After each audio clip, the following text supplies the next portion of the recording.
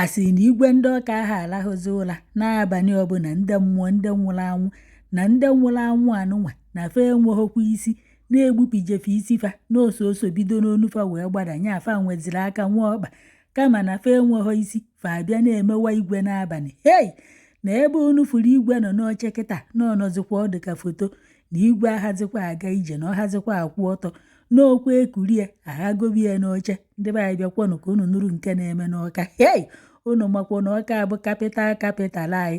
Bịakwanụ ka unu nụrụ nke na-afịa ebe ahụ maka nya bụ igwe ndị gọọmenti nyere asambodo igwe Dickson Nwotu na-edebegokwa na ya bụ nwoke eje anana nke bụkwa elepụ tibu n'alụ ndị nwe ya. Hei, ọ na bụ ntị ka a kụrụ ya ka ọ gịnị na ya bụ nwoke ebụzikwa ọnọlụ n'oche ọnọlụzie ka foto unu ya abịa ka unu nụrụ n'ọnụ nwunye ya bụkwa na onye Zimbabwe ka nwunye eti wee nọrọ ebe anụnwa wee na-akọpụta ka o si wee dịrị ya ti na ọtagbukwana na onwe ya n'afọ na sinsi enyere di ya igwe anụnwa na ọ ṅụbekwa mmiri wee tọwa iko n'ọkwa eti na nsogbu nke a abaa na nsogbu nke a eti na nke a abaa na nke a na nke ikpeazụ abụzikwa na igwe ahazikwa alahụ ụla abalị. Hei, n'okwu igwe nọrụ ntu a ọ na-eti na ndị nwahụ na-egbukwa afịa ahụ na-abịa afịa ịkpụrụ ahụ n'ọkwa abalị ọbụla ka igwe ji eti mkpu na-ebe si na ndị mmụọ na-achụgharị ya n'abalị.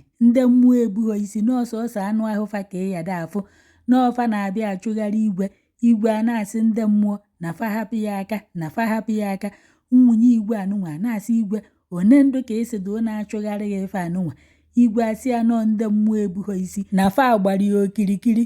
Nwunye igwe wee sị na ya agbagharịgokwa asị onye Katọlik ọ bụ onye ụka afada wee jee n'ụlọ ụka wee bute ma mmiri nsọ wee bute ma chapụleti wee gote ma skapula wee nyaba igwe n'onu huo ya mmiri nsọ n'ahụ abalị ọbụla ti ndị mmụọ abịakwa ọpọ na-anyawara ya chapụleti n'onu nyaba ya skapula hukwu ya mmiri nsọ n'ahụ debe baịbụl n'isi bedi ya. Hei, na o nwebekwa ife omefọbeghị ma stilu na ife na-ebe ka na-ebe na ya bụ ife akwụsịbeghị igwe.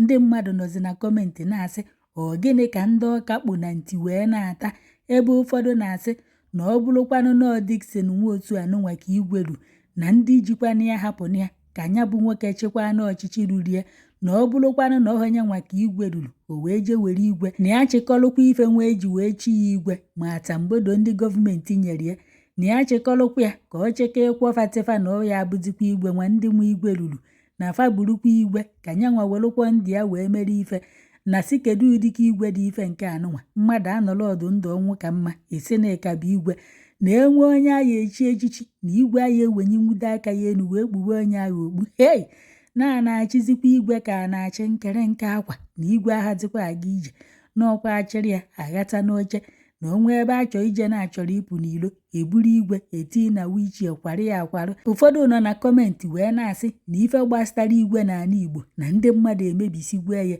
na kịta abụ ijide ego ị na-azọ igwe inwe ego ịkwụọ ụgwọ enye ya igwe inwe mmadụ na gọọmenti enye gị asambodo na ife adịbụghị etu a bifo na igwe na-eru nwekwa anụ ndị ọ mara ama ndị ọdụ na befa maọbụ ndị kwesịrị iche igwe ma unu enwere ego ma unu enweghị ego na igwe ahụ dị na be unu na enweghị ndị ya abịa zọ ya azọ na nke ikpeazụ a na-azọzi ya azọ na-amazi aka. Hei, n'ọkwa ọgụ na mgba ka ejizikwa eme ife gbasara igwe. Unu ya abịazikwa ka unu nụrụ n'ọnụ nwaanyị Zimbabwe ka o ti wee were ma baịbụl na-edebe igwe n'iti n'abalị ka igwe lahụ ụla ma stilu ndị mmụọ enweghị isi a na-achụgharị igwe maka o si nyaba ya chapụleti n'onu otu abụ n'ezi ka o ti were mmiri nsọ na-awụ ya ahụ ka eti wee nyaba ya ma skapụra na ife niile nwaanyị mmadụ gbagoro mbọ na nwaanyị tikwa na ya hazikwa alahụ ụla anya na mgbe ya na igwe nọkwa na Zimbabwe befa na ya nwekwaru pisi nwee udo na enwekwa onye na-achụgharịfa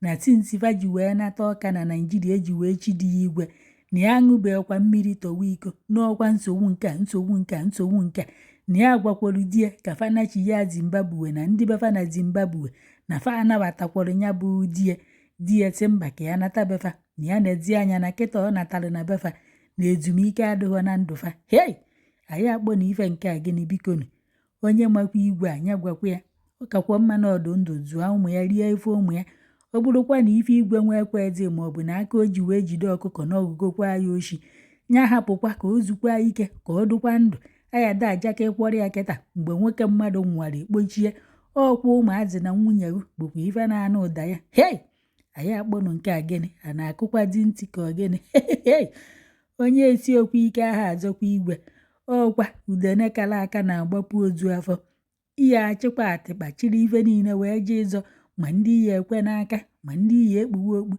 ihe eji kpuwe onye kaghị okpu oyi ikpuwecha ikpuru okpu onwu wee na-ana okotorigba na-ekwenụ ka unu gaa ife nwaanyị ji mba bụ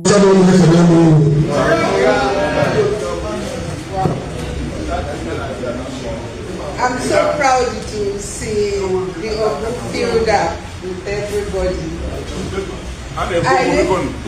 We have been very, very worried all these months and years. But they say the solution is here. And I say the best thing is we all come and eat it together and smile. At least Eze Uzu is happy for a change.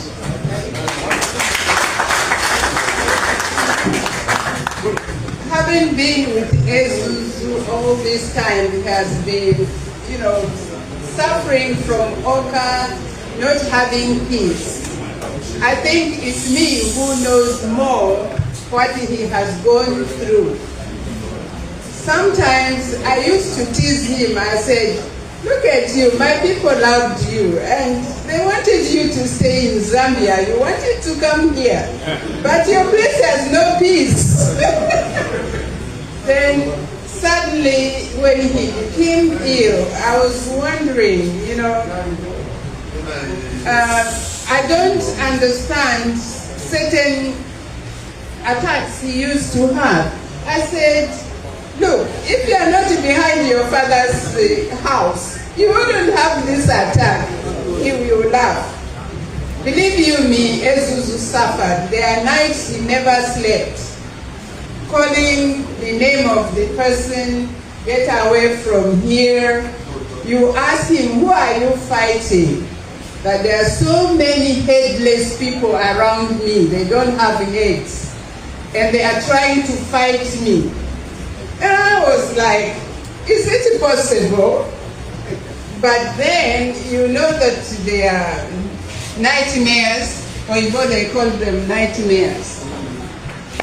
But I now approached it from the Christian point of view instead of thinking it's something that may take him away from me. I said, okay, we pray hard. And for those who are Catholics, you know the scapular.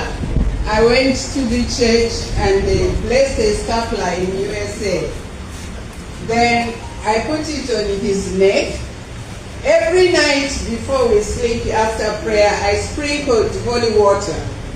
It took just 1 full month of not omitting